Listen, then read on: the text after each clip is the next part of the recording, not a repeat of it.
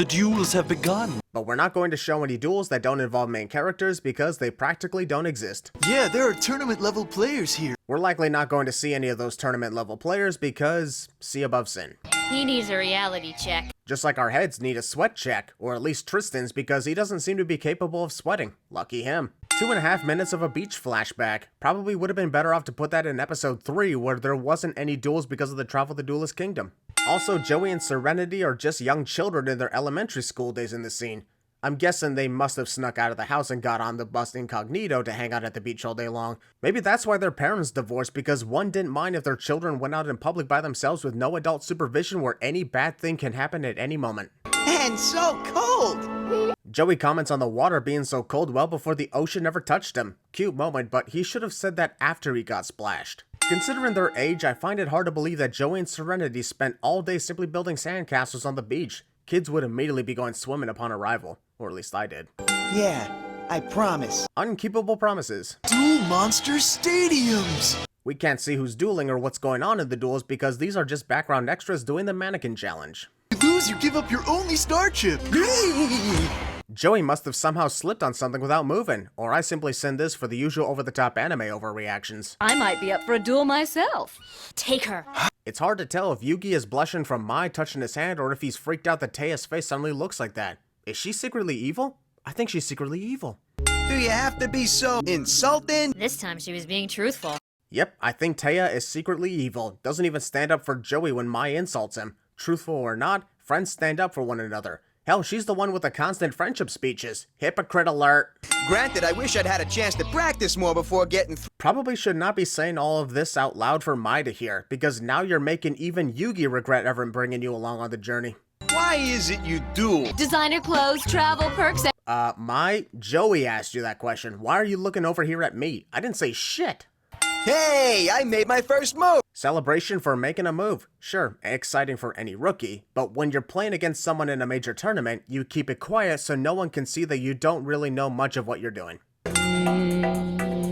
Plot twist, Mai is actually trying to figure out how to perform her psychic technique after realizing she sprayed over 40 different types of perfume on her cards, causing too many unrecognizable mixtures. I'll still take it on. Attack! You mean to tell me that Yugi or even his grandpa didn't tell Joey that his monsters can't defeat his opponents if they have higher attack points? That was literally said by Teiya in the first episode. It's Duel Monsters 101. Land monsters are at a disadvantage to flying monsters! Nice fun fact, Yugi. That will definitely come in handy in later duels throughout this series, right?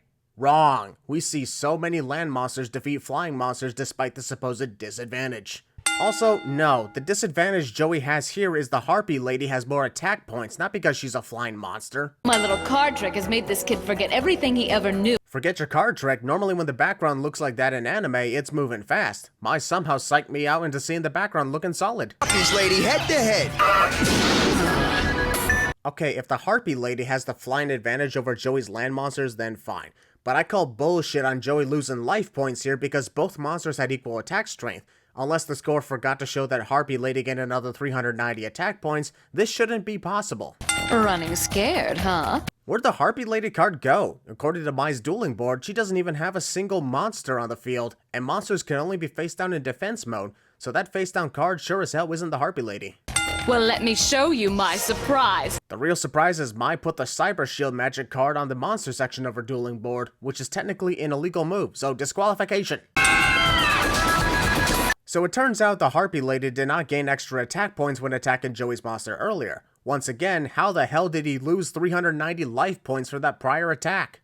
Stay out of this. Or what? Once the competition forces you to face each other in a duel. Huh, maybe Mai does have ESP after all because she literally just foreshadowed the finals of this tournament. Yugi, help him!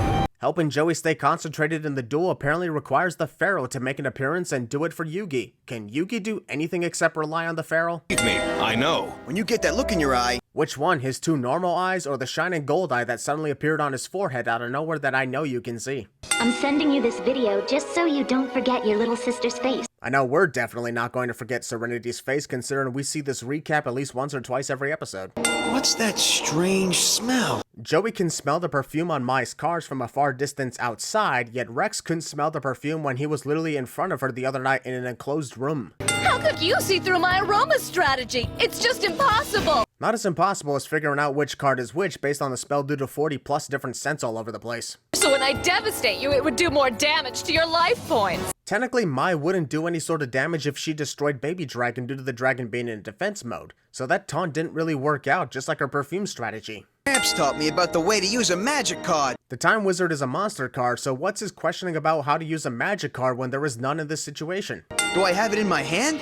You've been looking at your hand a lot in the last few minutes, yet somehow don't realize that the Time Wizard is not there? In later episodes, Joey has to rely on Time Roulette to get the Time Wizard to activate its effect, but here on its first appearance, he can just activate the effect immediately upon summoning it to the field, which makes me question why he has to rely on it in later episodes. I've gotten so old! Well, this doesn't make any sense. It was clearly shown that the Harpy Lady's attack points dropped down to 1300, whereas the Thousand Dragon has 2400. So how the hell did Mai lose all 2,000 of her life points when she should really be down to 900 due to the 1100 attack point difference?